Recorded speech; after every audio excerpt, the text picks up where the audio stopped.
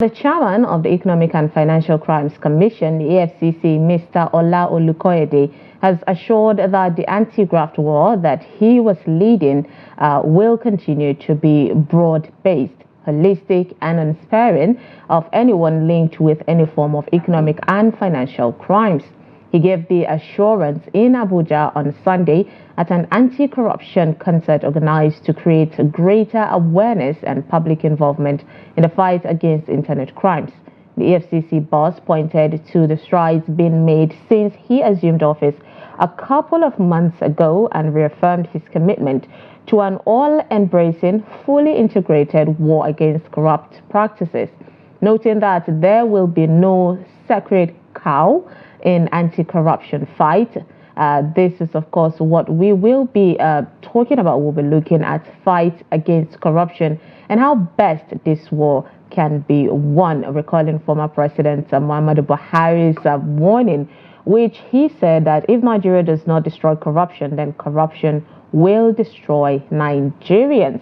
So, yes, this is what we will be opening the phone lines for you to appraise the war against corruption in Nigeria and how best this war can be led or been led rather by Olukoyede. How can it be won? Let's hear your thoughts. You can go ahead and call the number on your screen, TV screen. Let's hear your thoughts on how you think best corruption can be won with the tenor of this Ola Olukoyede of the EFCC, and your analysis basically on how far corruption has eaten deep, or the fight against corruption is going so far. Would you say you're okay with it as a Nigerian? If there is one thing that we grew up listening to or hearing continuously is corruption, and almost every administration comes with that same agenda. It's one of their mandates, pushing, saying we're going to fight against corruption. And at the end of the day, it seemed to be growing more and more. So let's hear your take on how far the journey has been for anti-graft agency to fight corruption. What is your take? Do you think they're doing the right thing so far?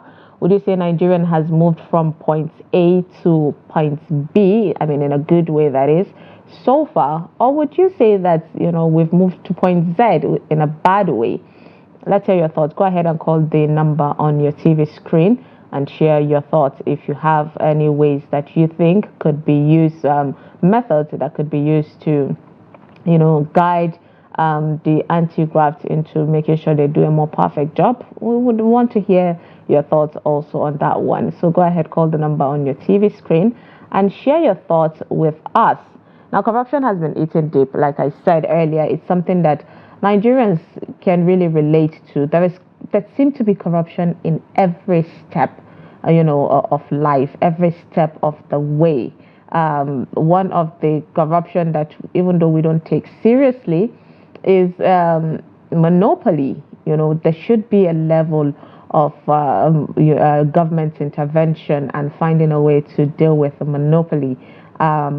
But it's part of the thing where Nigerians have been calling for price control, calling for someone managing the market, and all of that. And government offices, every day, there seem to be a lot of allegations, misappropriation of funds, a lot of, bribery going on, a lot of lobbying that on a normal day should come with repercussion. But then all of that gets slid away. So we would definitely want to hear your take on everything going on. Would you say Nigerian has grown? Have we averted the corruption level that we had about 10 years ago, or are we still in the same space or the same place, from where we started? Let's hear your thoughts. Go ahead and call the number on your screen. All right, we have our first caller. Good morning, Comfort. Please tone down the volume of your TV set. Let's hear from you through your phone. Are you with us? Okay, it seems we had someone who just wanted to hear himself through our phone. So please go ahead, call the number on your TV screen. Let's hear from you. This is a topic that we should definitely dissect. It's high time. And a lot of people are coming to say this is what we want to fight against. All right, so we have Usman Dada from Jos, Plateau State. Good morning. Yeah, good morning. It's good to have you, Usman. Yeah, thank you. You're welcome. Thank you. How is the Ramadan period doing?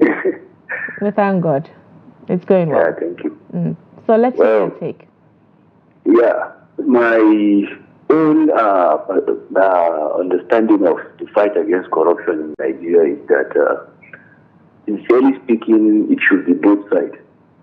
The governmental aspect and also the followership.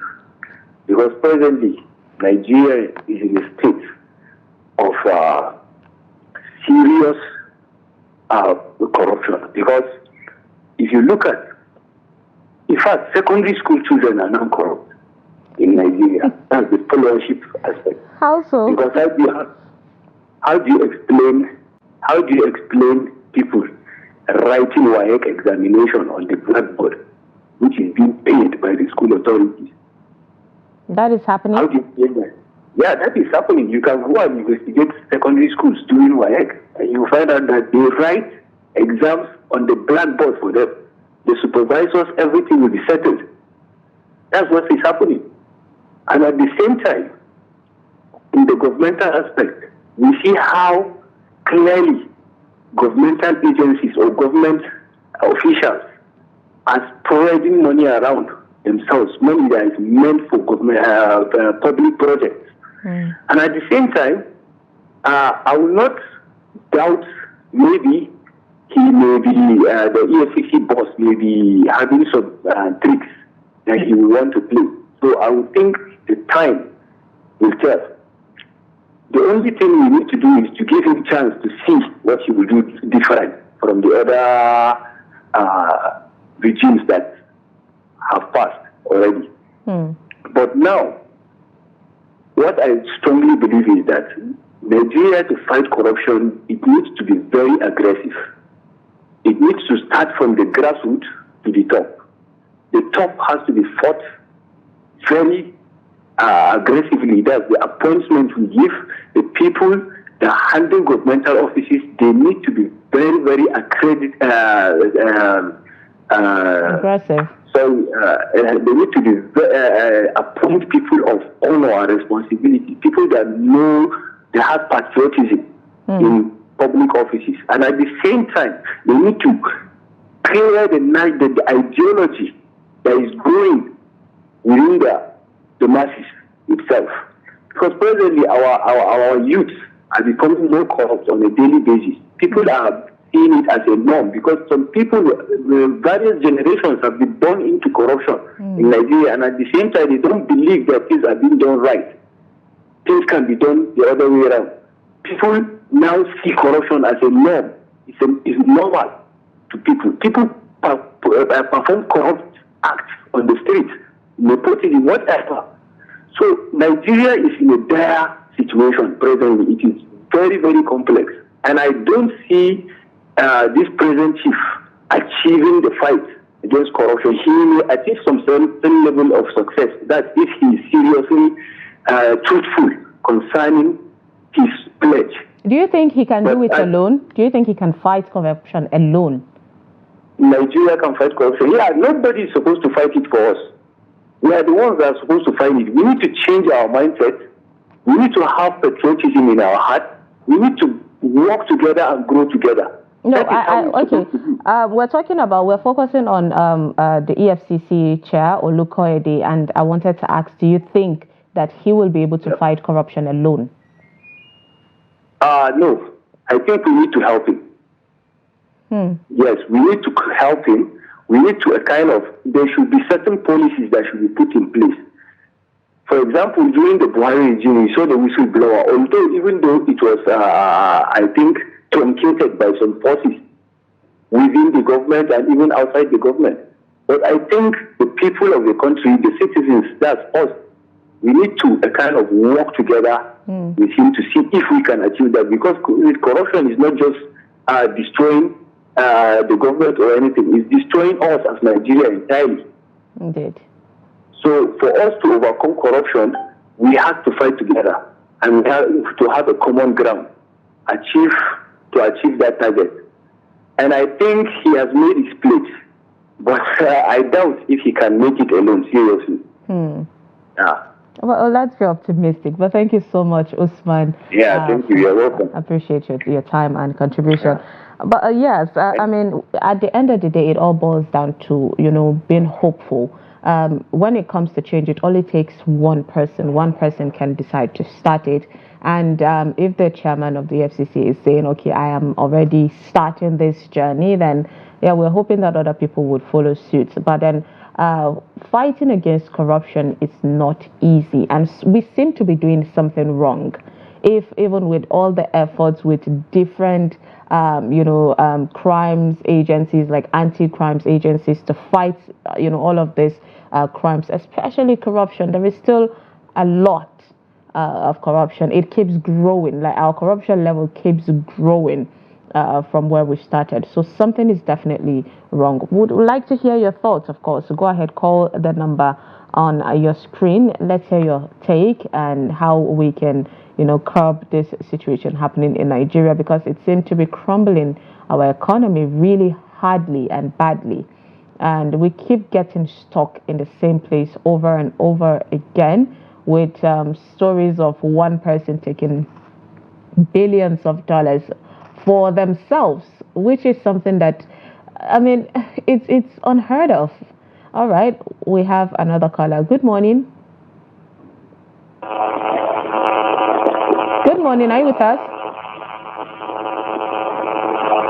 Seem to have network issues. The network connection. Please go ahead. Call us back again. Let's hear your take on what is happening. What do you think? Let's focus on corruption. How are we going to fight corruption out of Nigeria? That is the main question. And do you think it's something that could be done in, say, foreseeable future, considering the level of complaint about our economic downturn, about what is happening in Nigeria? Do you think it's something that we can fight? I mean, a previous caller made mention of the fact that corruption starts at the earliest age now. People in secondary school have been enabled to be doing something that is clearly wrong in order to, get a quick start ahead of life. And this is the kind of thing that is eating us really deep. Corruption seems to be in almost every organization in Nigeria. It seems to be in every household and mindset of the youth now. And it's clear that the youth are thinking this is okay. We need to push on all of this because, even the leaders are doing something like this. We've seen a lot of people get away with all of those things. I mean, there is one thing we keep pointing at is the lack of accountability that is happening. And a lot of people agree that during the former administration, there was a lot of lack of accountability and people got away with doing a lot of things. So it's really an annoying thing. And then moving back, of course, to the markets, I made mention of monopoly, adulteration of products. All of these things are things that are really affecting us. All right, we have Ben Abudogo. Good morning. Good morning. Are you with us? Abu, are you still with us? All right, it seems we have network issues. Can you hear us? I think your network is a bit bad, so I'll need you to call us back again so we can hear your thoughts. Go ahead, please call us back. Let's hear your thoughts on what is happening. Now, all of this is for us to fight more about corruption. That's the topic for today. We're focusing on, fighting corruption in Nigeria, making reference to the speech and determination that was made or displayed by the chairman of the EFCC, Ola Olukoyede, saying that he plans on fighting corruption. I mean, let's not even go back to how EFCC started with a lot of dramas, following up every chair when they are leaving office. There's been a lot of complications going on there that Nigerians seem to be having questions about it. But then he's coming to say there's a lot of determination. But one thing that it's not really clear for Nigerians is what this EFCC are doing and how people are being held accountable, because Nigerians tend to hear the first part of the story, but nobody tends to hear the ending part of it. We don't get to see when the EFCC do the due diligence, saying that we're probing this person. Okay, this person has been cleared based on this and this. Everything should be made public. There is still that Nigerians seem not to know. So all of that, of course, it's really affecting the country. So let's go ahead, share your thoughts, call us. Let's see how we can find a way. At the end of the day, when we want a better country, we cannot rely on just one person alone. It starts with us. So what do you think needs to be done? Because Nigerians are fully on the verge of, calling ourselves corruption ourselves, each person. We're doing it and all of horrible things. All right, we have good morning, Mr. Raji. Please don't on your TV. It's okay. Something is happening. Your background is really loud and we can't really hear you. Are you with us? Yes. Okay, so it's good to have you. Yeah. Thank you very much. Please tone down the volume of your TV. Where are you calling us from? I'm calling from Mina, Niger State. Okay, it's good to have you from Mina. Your thoughts? Thank you very much. You see, the truth of the matter is that we don't talk about corruption. Stopping corruption when you don't have leaders with national interest. Hello? Yes, I'm with you. When we don't have leaders with national interest, we don't talk about stopping corruption. Look at what is happening. The last administration, President Muhammadu Buhari packed people from the north to key posts. Now, I'm a Yoruba man. Tinubu comes now, packs all his southern brothers to key position. And we are talking about ending corruption. Who will be answerable to who? Let us not deceive ourselves. Please let us talk about other topics, not corruption. Corruption will continue as far as we don't have nationalists at the end of affairs. We don't have people who have the interest of this country at heart. They just have the interest of their region. Tinubu is having the interest of the southwestern region. But we are not talking about unity in this country until we have leaders who will come with the interest of uniting us. That is when corruption will be eliminated. Please, to change to another topic, corruption will continue as far as we don't have nationalists. Those who have the interest of the Yoruba at heart, those who have the interest of the Hausa at heart, those who have the interest of the Igbos at heart. Tinubu and Buhari have the interest of their northern and western citizens at heart. Hello. Where is the Igbos? Where is the Igbos in this government? Thank you very much. Thank you so much. I mean, I honestly had more questions for you, but I appreciate, you contributing on that part. He came from another angle, when everyone is preaching for unity, then there should be, kind of some clarity. All right. Good morning, Comfort. Please tone down the volume of your TV. Comfort, why are you doing this again? Why are we here again doing the same thing over and over? I think we have to let Comfort go. If you're calling us, tone down the volume of your TV. You don't need to hear yourself through your TV.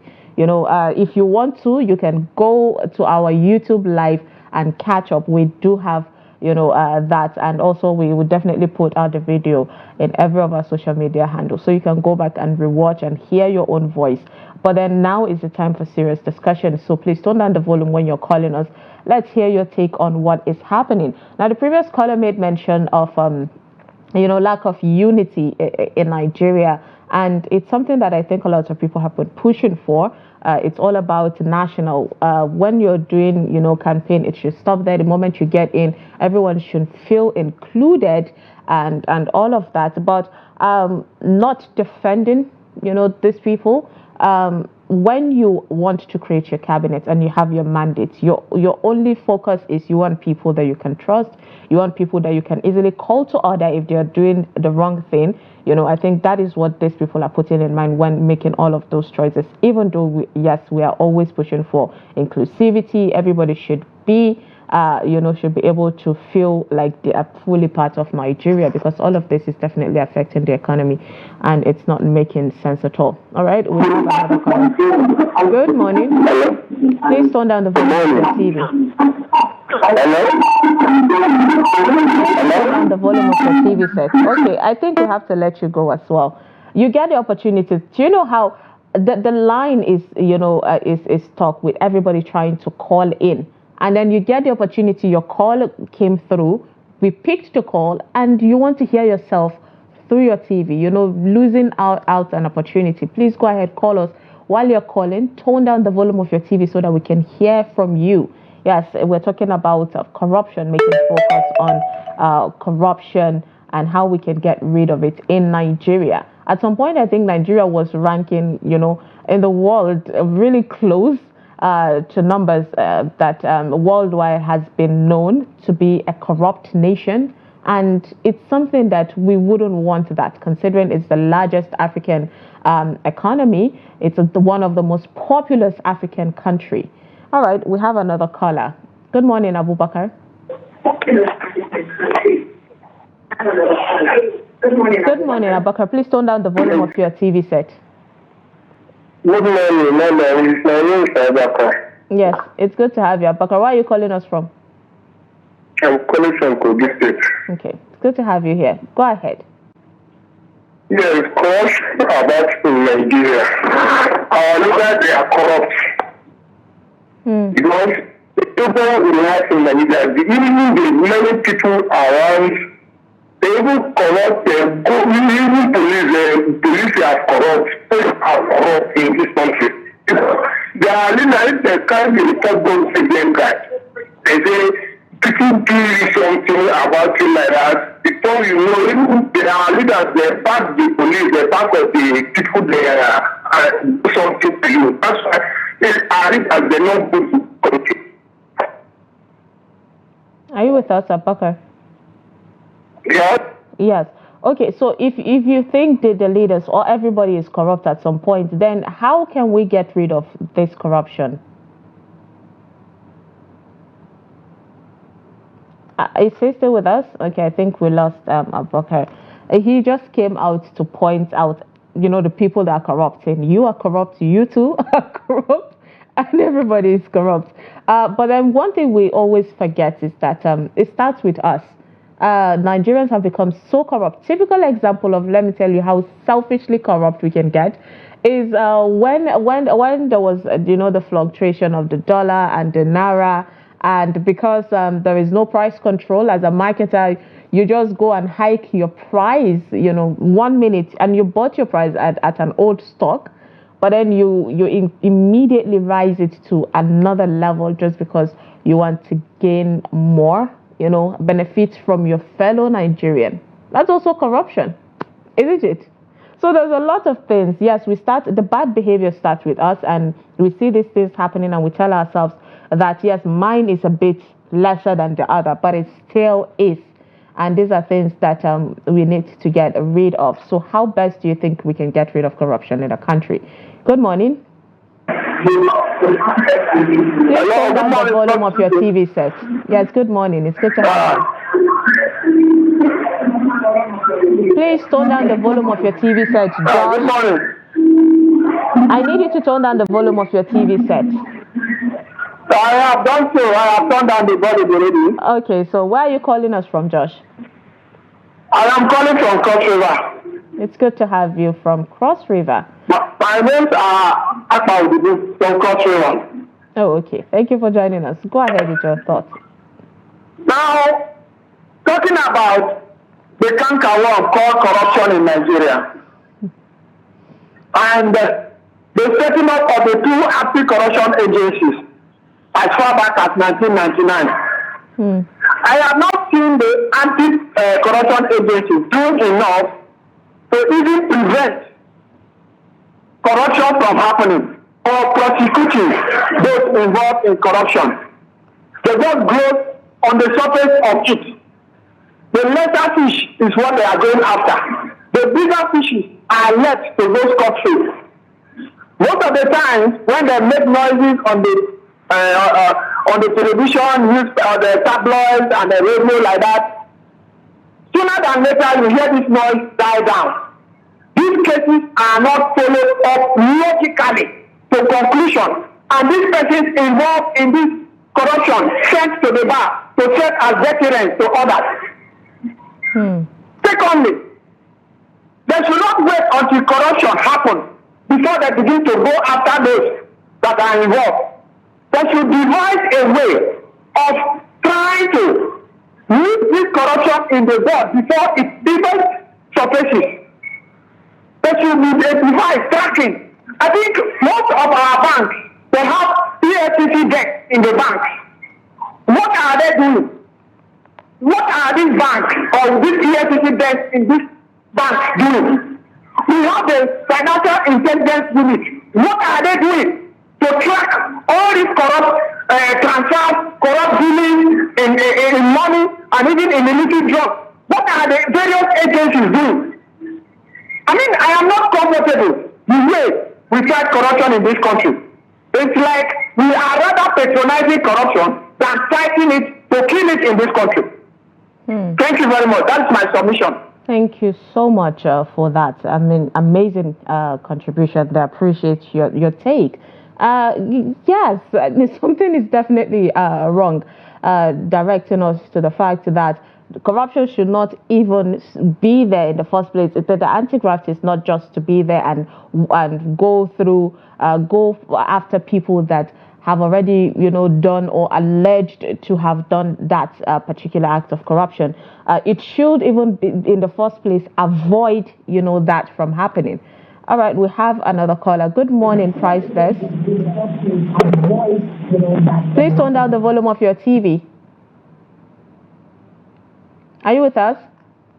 All right, I think we lost that caller. Go ahead and call us back. The number is on your screen. Let's hear your thoughts on how, corruption can be saved. No, not saved. Corruption can be eradicated from Nigeria. Last caller made mention of the fact that there needs to be fight and things should be put in place for all of that to happen. Now, talking about trade, I don't know what our trade unions are doing here, but in the USA, there is the I think the Federal Trade Commission, and what they do is they go after marketers, check any form of monopoly and all of that, trying to control price and all of that, and find a way to eradicate all of that.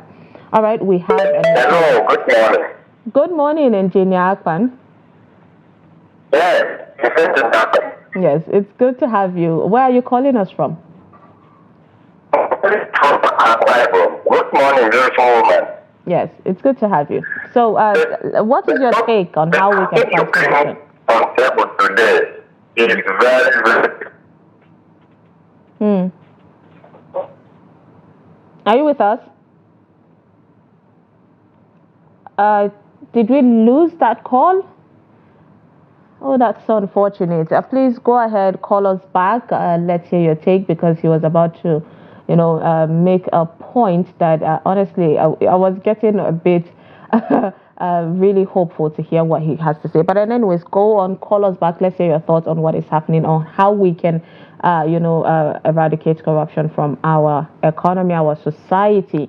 Apart from insecurity, which just recently grew up or is growing at this point, one of the things that also was that has been eating deep in our economy is corruption. Corruption has been there for the longest time, and we are trying to find a way out of it. So every anti-graft chairman would come out and say, I am going to fight this. But then when they start fighting it, we see people coming out to say someone is witch hunting me, and if this person has a backup, has someone covering them, before you know it, the witch hunting thing stands, and the witch hunter ends up getting witch hunt. which is the same circle, and people are even scared of going for, the chairman, accepting that particular appointment of the chairman of the EFCC, because you that is trying to fight the corruption ends up getting alleged corruption cases, things like that. All right, we have another caller. Good morning, Akpan. Oh, it's good to have you back. Yes, good morning. Can you hear me now? Yes, we can hear you. It's good to have you back. Go ahead. Okay. The only way we can make corruption, solve the problem of corruption in this country, is when we now make politics attractive to people. What I mean is this: when political office holders pay the same salary with a civil servant. Let me come from this perspective. They serve for 8 years, and some of them are collecting and their salary is so good that a primary school teacher. But we are all down in the same market. We are in the same economy. When we start saying that when people graduate, they need to have jobs to be able. And at the end of the day, when you graduate, you don't have a job. But somebody is taking over 20-something million as one person salary. Then the youth are running the street. When we begin to do, we start to see what makes this person richer than youth. When we start to make this person rich, you can say, okay, it's a big map. And we now trace the source of his richness without, when we don't have doubt in it. That is where we can find this corruption. You see people become overrich in the night, just become rich. And nobody has the source. It wasn't like this in the days of my father. These are ways. I want to tell you that as you are, there are some people that graduated with you. Some I want to say, some might be better than you. But today they didn't have a job. In this same country. But when you are paid, the people that are just sitting down for some minutes to maybe discuss on national issues, but the salary that are paid to these people in 1 month, the civil salary will never receive it in 20 years. What kind of country is this? Ask it the whole world. You see, the problem we are having is so delicate that it makes education not upon attractive to people. You go to hospital, it's like you go to academy. Even academy now, it is not something that we cannot write home about. We cannot write home about. Academic excellence has been slapped at with the altar of money, politics, and so on. Now, where we are heading to is that in the next coming years, as the should not allow it to happen, it will go to point in Nigeria where this good car no longer will take people. I am telling you from what I'm doing. Check the rate of employment. Check the rate of market people who are trying to check us with. You see tax collectors coming to molest them, calling them like the one I saw this morning, and this is correct and everything. So please, people who help us. At least let these people that are working for 25 years and something that will take care of their family. At least it will help. But for saying you eradicate corruption, it will not be possible in this generation. That is my thing. Thank you for having me. Interesting. Thank you so much for your call. I mean, even though I missed a bit of what you're saying because of the network, and it seems to be a bit of, it's too loud a bit. But then one thing that you made mention of that caught my attention is, what is happening when it comes to jobs. A lot of situation, a lot of corruption, let's call it as it is, happens in that regard as well, where a lot people, there will be some kind of a public placement saying, okay, we need a job, we need, there's an opening for a particular job, and then at the end of the day, someone finds some way, or situations of teachers, also teachers are being paid, they're working the same kind of work, but then they're paid differently, Some people get paid way higher than the others, and it's the same kind of job. This thing is something that we've been pushing for also. Even I think we've had several conversations when it comes to teachers' salaries and all of that, and how to unify it, from the local to the state, federal level. And these are things that are eating us deep, based on corruption. All right, I think, do we have another caller? Okay, all right. So a lot of all of this is something that, of course, we need to dissect. We need to find a way in order to get rid of all of that. But yes, due to time constraints, thank you so much for everyone who called to share their thoughts on how to, eradicate corruption from our economy, our society. Even though some people still have a bit of, they've been a bit pessimistic, saying it's something that they don't even believe could happen in this generation. But it all starts with us. If we want something to change, it starts with us. Here,